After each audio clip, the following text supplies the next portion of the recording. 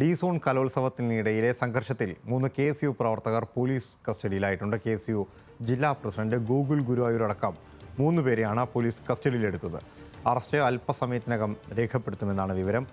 Levin K വിജയനാണ് വിശദാംശങ്ങളുമായിട്ടുള്ളത്. Levin, അതിക്രൂരമായ മർദ്ദനമാണ് അന്നേ ദിവസം അവിടെ നടന്നത്. അതിൽ KSU ജില്ലാ പ്രസിഡന്റിന് നിർണായകമായ പങ്കുണ്ട് എന്നുള്ളത് ദൃശ്യങ്ങളിൽ നിന്ന് തന്നെ വ്യക്തമായിരുന്നു.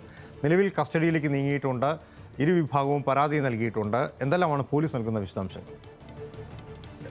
അല്ലാതെ ഇന്നലെ രാത്രി 7:30യോടുകൂടി ആലുവ UC കോളേജിന് പരിസരത്ത് നിന്നുമാണ് KSU ജില്ലാ പ്രസിഡന്റും കേസിലെ 1-ാം പ്രതിയുമായ ഗോകുൽ അടക്കമുള്ള ആളുകളെ പോലീസ് കസ്റ്റഡിയിലെടുത്തത്. SFI യൂണിറ്റ് സെക്രട്ടറിയും കേരള വർമ്മ കോളേജിലെ വിദ്യാർത്ഥിയുമായ ആശിഷ് കൃഷ്ണയെ മാരകായുധം ഉപയോഗിച്ച് അടിച്ച് കൊലപ്പെടുത്താൻ ശ്രമിച്ച കേസിലാണ് ഗോകുൽ അടക്കമുള്ള ആളുകളെ പ്രതി ചേർത്തിരുന്നത്.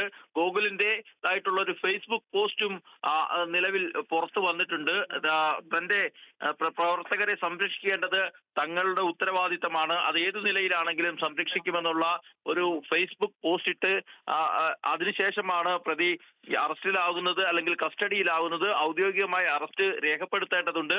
മാള പോലീസ് സ്റ്റേഷനിലേക്ക് പ്രതികളെ എത്തിച്ചിട്ടുണ്ട്. ഇന്നലെ കസ്റ്റഡിയിലെടുത്ത പ്രതികളെ മാള പോലീസ് സ്റ്റേഷനിൽ എത്തിച്ചിട്ടുണ്ട്. ഈ ഗോകുൽ ഗുരുവായൂർ അടക്കം KSU നേതാക്കളായ അശ്വിൻ, ആദിത്യൻ, അക്ഷയ് തുടങ്ങിയവർക്കൊപ്പം 10 പേരെ കണ്ടാലറിയാവുന്ന 10 പേരെ പ്രതി ചേർത്താണ് ഈ ആശിഷ് കൃഷ്ണനെ മർദ്ദിച്ച കേസിൽ പോലീസ് കേസെടുത്തിരുന്നത്. ഇപ്പോൾ ഗോകുലിനൊപ്പം സുദേവ്, സച്ചിൻ എന്നിവരടക്കമുള്ള അങ്ങനെ ഗോകുലും കൂടെ ചേർത്ത് 3 പേരാണ് ഇപ്പോൾ അറസ്റ്റിലായിട്ടുള്ളത്. മാള പോലീസ് സ്റ്റേഷനിൽ എത്തിച്ച പ്രതികളുടെ അറസ്റ്റ് രേഖപ്പെടുത്തി ഈ സംഭവത്തിൽ ഉൾപ്പെട്ട മറ്റുള്ളവരെ കൂടി വേഗത്തിൽ തന്നെ അറസ്റ്റ് ചെയ്യുന്നതിനുള്ള നടപടികൾ പോലീസ് ആലോചിച്ചു വരികയാണ്.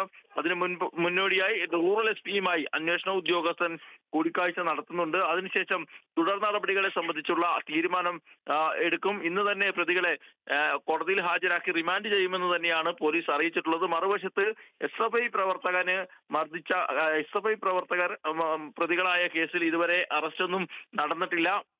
മാത്രമല്ല, കണ്ടാലറിയാവുന്ന പ്രതികൾ എന്ന് മാത്രമാണ് ഈ FIRൽ രേഖപ്പെടുത്തിയത്. ഇതാരാണ് എന്നുള്ളത് ഇനിയും വ്യക്തമാവേണ്ടതുണ്ട്. 4 പ്രതികളെയാണ് പ്രതിപട്ടികയിൽ ഉൾപ്പെടുത്തിയിരിക്കുന്നത്. ഇവരെ കൂടി ഈ കേസുമായി ബന്ധപ്പെട്ടുകൊണ്ട് KSU നൽകിയ പരാതിയിൽ അറസ്റ്റ് ചെയ്യേണ്ടതുണ്ട്. ഏതായാലും ഈ പരാതിയിന്മേലുള്ള അറസ്റ്റ് നടന്നിരിക്കുന്നു.